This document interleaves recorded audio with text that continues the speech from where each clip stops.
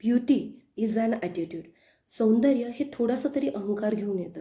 तुम्ही खूप वेळा ऐकलंच असेल आपल्या मैत्रिणींनी स्पेशली, की ती सुंदर आहे तर स्वतःला फार शहाणी समजते, हो की नाही? तर ही एक नॅचरल बोललं जातं.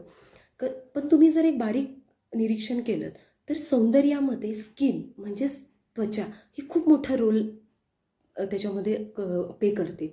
म्हणजेच खूप मोठा रोल असतो त्वचेचा. त्वचा कशी दिसते त्याच्यावर सौंदर्य अवलंबून असतं. आता आपण आपला चेहऱ्याचा आकार हा बदलू शकत नाही किंवा तुमचं दिसणं तुम्ही बदलू शकत नाही, पण चेहऱ्याची स्किन नक्कीच जर काही तुम्ही रुटीन फॉलो केलं तर खूप पद्धतीने तुमची स्किन चेंज होईल आणि ॲटोमॅटिकली तुमचं सौंदर्यही खुलून येईल. तर आजच्या ह्या धकाधकीच्या जीवनात आयुर्वेदिक आणि मॉडर्न दोन्ही कन्सेप्टनी तुम्ही कशी स्किनची काळजी घेतली पाहिजे हे आपण पाहूया आजच्या या व्हिडिओमध्ये.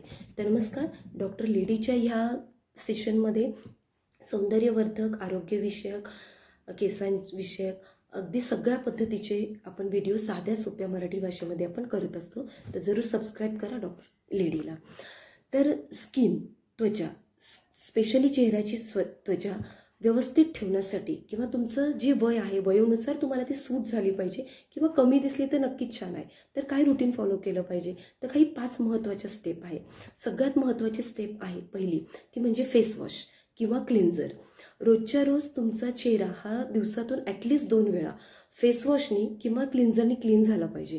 तर फेसवॉश हे अतिशय जर तुमची ऑइली स्किन असेल किंवा खूप खराब झालेली स्किन असेल तर वापरलं जातो, कारण फेसवॉशमधले जे कंटेंट असतात ते थोडेसे हेवी असतात.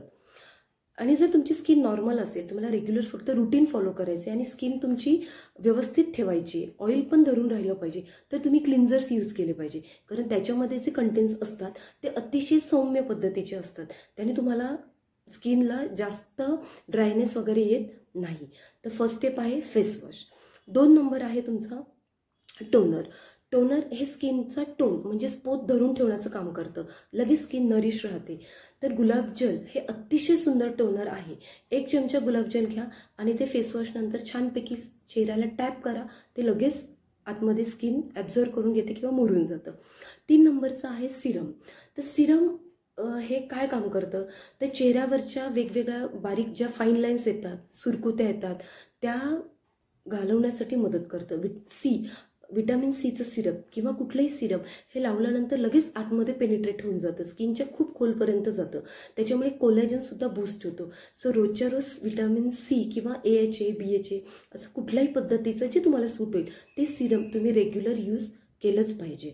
नंतरचं आहे मॉइश्चरायझर. म्हणजे तुम्ही पाहिलं असेल की जर स्किन डल असेल किंवा कोरडी असेल तर ती चांगली दिसत नाही. म्हणजे आपण पण म्हणतो की पहा त्याची स्किन किती छान आहे, तुकतुकीत आहे. तर तुकतुकीत स्किन ही खूप छान दिसते. तर रेग्युलर तुमच्या स्किनला जर अन्नातून तेवढं मॉइश्चर मिळत नसेल तर ती स्किन तुकतुकीत राहण्यासाठी किंवा कोरडी पडू नये म्हणून तुम्ही रोजच्या रोज मॉइश्चरायझर लावलं पाहिजे. नंतर आहे 5 नंबरचं सनस्क्रीन. तर आत्ताचं हवामान पाहता उष्णता खूप वाढते. इव्हन पावसाळ्यातही कधी कधी खूप ऊन पडतं, हिवाळ्यातही पडतं किंवा बाहेर गेल्यानंतर खूप पोल्युशन असतं. या सगळ्यापासून स्किनला प्रोटेक्ट करण्यासाठी सनस्क्रीन हे रेग्युलर लावलंच पाहिजे. सो फेसवॉश, टोनर, सिरम, नंतर मॉइश्चरायझर आणि सनस्क्रीन या 5 गोष्टी तुम्ही रेग्युलर जर फॉलो केल्या तर तुमची स्किन 100% छान राहीलच. त्याच्याबरोबर आठवड्यातून एकदा खूप छान असे आयुर्वेदिक म्हणा फेस मास्क आहेत किंवा एक्सफोलिएशन म्हणजे वाफ कशी घेतली पाहिजे किंवा स्क्रब कसं केलं पाहिजे तेही आपण काही नेक्स्ट व्हिडिओमध्ये पाहूया. आता हा झाला मॉडर्न कन्सेप्ट. आता काही जणी आपल्या मैत्रिणी म्हणतील की जुन्या काळामध्ये कुठे होतं ह्या सगळ्या गोष्टी, मॉइश्चरायझर, सनस्क्रीन वगैरे. त्यावेळेला आयुर्वेदिक गोष्टी वापरून, घरगुती काही गोष्टी वापरूनही स्किन छान राहत होत्या. तर हो, नक्कीच ह्या गोष्टी, आयुर्वेदिक गोष्टींनी नक्कीच तुमची स्किन चांगली राहते. पण जुन्या काळामध्ये पोल्युशन कमी होतं, खाणं चांगलं होतं, स्ट्रेस लेवल, चिंता ही कमी होती. सो आयुर्वेदिक कन्सेप्टचा विचार करताना आपलं शरीर हे वात, पित्त, कफ आणि रस, रक्त, मांस, मेद, अस्थि, मज्जा अशा सप्तधातूंनी बनलेलं असतं. थोडक्यात जर स्किन संदर्भात, त्वचेसंदर्भात तुम्हाला समजवायचं ठरलं तर एखाद्या दूध उकळल्यानंतर त्याच्यावर जी साय येते, ती साय कशी आली त्याच्यावर ठरतं की दूध कसं होतं. त्याच पद्धतीने स्किन हे आपल्या शरीराचं रिफ्लेक्शन असतं. थोडक्यात शरीरावरची ती साय असते. तुम्ही कुठलंही जे काही तुम्ही खाता किंवा पिता त्या सगळ्याचं ज्या वेळेला डायजेशन होतं, पचन होतं, त्याच्यानंतर पहिला धातू जो तयार होतो तो रस असतो, त्यानंतर रक्त.